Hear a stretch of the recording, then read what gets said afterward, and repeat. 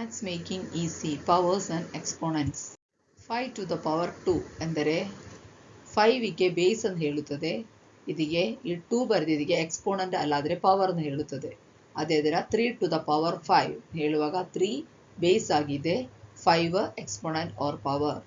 10 to the power 3 ಎಂದು ಹೇಳುವಾಗ 10 base ಆಗಿದೆ, 3 ಅಂದರೆ ಎಕ್ಸ್ಪೋನೆಂಟ್ ಆರ್ ಪವರ್.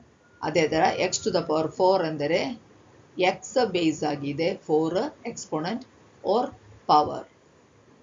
ಹೀಗೆ ಅದನ್ನ ಆನ್ಸರ್ಸ್ ನೋಡುವಾಗ 5 to the power 2 ಎಂದರೆ 5 into 5, 5 2 times ಮಲ್ಟಿಪ್ಲೈ ಮಾಡಬೇಕು, so 25 is the answer. 3 to the power 4 ಅಂದರೆ 3 4 times multiplied, 3 into 3 into 3 into 3 is equal to 81. 10 to the power 3 ಅಂದರೆ 10 3 times ಮಲ್ಟಿಪ್ಲೈ ಮಾಡುವಾಗ 1000. x to the power 4 ಅಂದರೆ ಇದೇ ಥರ x 4 times multiply, x into x into x into x.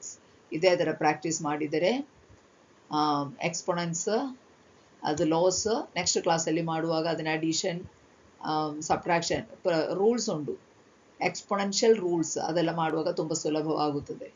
ಹೆಚ್ಚಿನ ಮಾಹಿತಿಗಾಗಿ ಈ channel subscribe ಮಾಡಿ.